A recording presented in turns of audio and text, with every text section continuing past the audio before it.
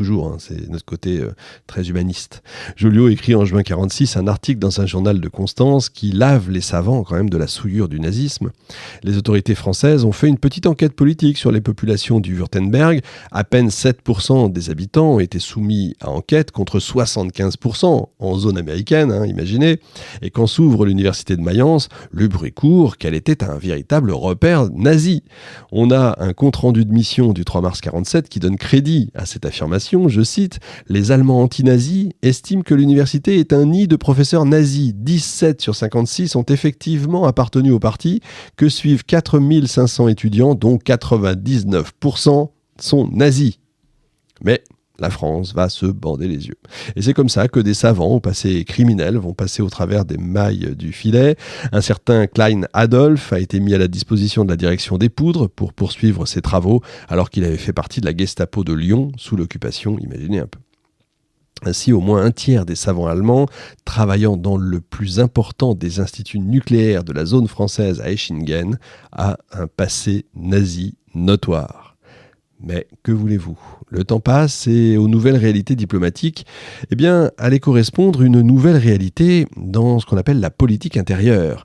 La rupture du tripartisme en mai 1947, allait donner naissance à une onde de choc qui allait atteindre le monde scientifique. La rupture va se manifester de manière éclatante par le renvoi de Frédéric Joliot, en avril 50, la mise à l'écart de sa femme, Irène Curie, conseiller scientifique du CEA, qui met un terme définitif au pouvoir des savants. En un mot, l'élan de 1946 est interrompu. Le prétexte du renvoi de Joliot a été l'appui qu'il a apporté en mars 50 à l'appel de Stockholm, qui reprenait la thèse soviétique visant à l'interdiction tout simplement de l'arme atomique et déclarant coupable de crimes contre l'humanité le gouvernement qui l'utiliserait le premier. C'est logique. Quand il a fallu remplacer Raoul Dautry, ça a été Félix Gaillard qui pressentit Pierre Guillaumat pour diriger le CEA. Ce polytechnicien du corps des mines sera en fait la cheville ouvrière de la bombe. Chacun savait que ni les soviétiques ni les américains ne voulaient que la France ait la bombe. Félix Gaillard va répondre aux députés communistes hostiles aux armes atomiques qui se demandaient pour quelle raison la France renoncerait par principe à l'armement nucléaire pendant que les puissances de part et d'autre du rideau de fer en poursuivraient la fabrication. La France de 52 ne se sentait du coup plus du tout comptable de celle de 46. Donc, tout allait redémarrer. L'objectif du plan de 52 est donc de passer du stade de l'expérience de laboratoire au stade industriel, enfin. Et c'est le site de Marcoule, sur la rive droite du Rhône, qui a été choisi pour plusieurs raisons. Le sud de la France, loin des invasions donc, offre, comme toujours, une sorte de protection stratégique. Les fusées intercontinentales n'existent pas encore en 1953 et les bombardiers aux longs rayons d'action sont encore très rares. La distance et l'espace sont donc des atouts de protection stratégique de ces régions. Le Rhône présente des caractéristiques propres à l'installation de grands réacteurs. L'atome est effectivement un grand consommateur d'eau pour le refroidissement des turbines. Marcoule, au sud de Pont-Saint-Esprit, offre donc les meilleurs avantages. Et le premier réacteur ne tarde pas à sortir de terre. Il porte le nom de G1, G pour graphite, et était semblable au réacteur de Windscale en Grande-Bretagne. Et puis il y a eu G2 et puis G3. Dès le printemps 56, la France savait qu'elle disposerait avant 1960 d'autant de plutonium que nécessaire. Mais on se garde bien de dire à quoi ça servirait. Sacrée affaire que ce plutonium qui remonte loin. Le CEA y avait consacré en effet toute l'année 1951 pour la préparation et à l'établissement du second programme atomique de 5 ans, dont la claire orientation devait donc être la production de plutonium. Il vise essentiellement à faire entrer la France dans la phase des réalisations industrielles, je vais dire officiellement. Le plan Gaillard prévoyait de produire à terme 50 kg de plutonium-239. Or, avec 50 kg de plutonium, on pourrait faire ce que le pouvoir politique déciderait.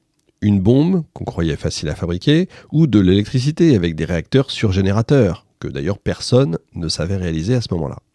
Il faut bien comprendre qu'en janvier 1953, la France est purement et simplement incapable, techniquement, technologiquement, humainement, de fabriquer une bombe atomique. En 1954, Francis Perrin, toujours pas l'acteur bien sûr, prend comme directeur de cabinet ce qu'on appelle un poudrier, c'est-à-dire un ingénieur en armement, pour faire simple, Henri Piatier. Henri Piatier, il a combattu les Allemands, il a été fait prisonnier, bref, il a de la bouteille, même mieux, puisqu'il était devenu une pièce fondamentale d'un réseau de résistants centré à Berlin, tout comme Pierre Guillaumat, Pellabon et Buchalay. Souvenez-vous de Pierre Guillaumat. Il a été un brillant élément du service de renseignement allié, ce qui est magnifiquement d'ailleurs raconté dans l'ouvrage Guerre mondiale et conflits contemporains qui est paru en 2010. Il a notamment travaillé avec un personnage incroyable qui mériterait carrément une émission. C'est le Griffon, dont le vrai nom est Paul Rosbaud, jamais découvert par le contre-espionnage allemand. Je cherche désespérément des ouvrages dessus, je vous assure, j'arrive pas à en trouver. Il y a beaucoup d'informations un peu partout, mais il n'y a pas un ouvrage entier sur le personnage, c'est dommage. En tout cas, Piatier a été un des rares Français spécialistes des questions nucléaires qui, captif en Allemagne, va informer autant qu'il le pouvait les agents du réseau français Druide sur tout ce qui se tramait en matière atomique dans les laboratoires d'Hitler. Et Francis Perrin savait bien que les études balistiques sont de la compétence propre des services des poudres ou de l'artillerie qui seuls pourraient les entreprendre avec les conseils du CEA. Et si on veut faire la bombe, le haut-commissaire admet le fait qu'il faudrait faire alliance avec les militaires du service des poudres, d'où l'arrivée donc de Piatier. Et parmi les partisans résolus de la bombe se trouvait donc au premier rang Pierre Guillaumat, l'administrateur général du CEA, un homme que la perspective de la communauté européenne de défense, il va falloir qu'on en parle, inquiète fortement. On parle là de souveraineté déjà, sujet qui aujourd'hui a pris, vous le savez, une certaine importance. Le 15 mars 1954, l'administrateur général donc du CEA prend sur lui de s'étonner que des gouvernements successifs aient entrepris les négociations du traité en vue de la CED, donc la Communauté européenne de défense, sans l'en informer lui. Depuis 2 ans et contrairement à tous les usages, aucun ministre n'a jamais daigné consulter le CEA sur cette question. Les négociateurs de la CED voulaient, vous vous en doutez bien, l'Europe sans la bombe. Ils opposaient l'esprit supranational, déjà, à l'esprit national. Ils se satisfaisaient en fait du parapluie atomique américain. Pour le coup, l'administrateur général du CEA leur dit ce qu'il pensait du traité de la CED qui ferait avorter dans l'œuf tout simplement la future bombe atomique française. Parce que, effectivement, un paragraphe de l'article 107 du traité de la CED soumettait les activités du CEA à l'autorisation et au contrôle du Commissariat européen de défense. Le traité prenant effet, la bombe atomique française serait donc irrémédiablement condamnée. Juin 1954, Pierre Mendès France accède à la présidence du Conseil. Petite anecdote perso, tiens, il y a 20 ans, j'avais reçu en rendez-vous son petit-fils et j'ai eu l'occasion de dire ce que je pensais jamais pouvoir dire un jour. Bonjour, monsieur Mendès France, je vous jure que ça fait quelque chose, même encore quand je le dis là comme ça. Mais bon, pardon. Revenons à 1954 parce que le contexte historique a son importance, vous allez voir. On est au lendemain de la défaite de Dien Bien Phu, au milieu du tourbillon engendré par le réarmement allemand et en pleine révolution stratégique.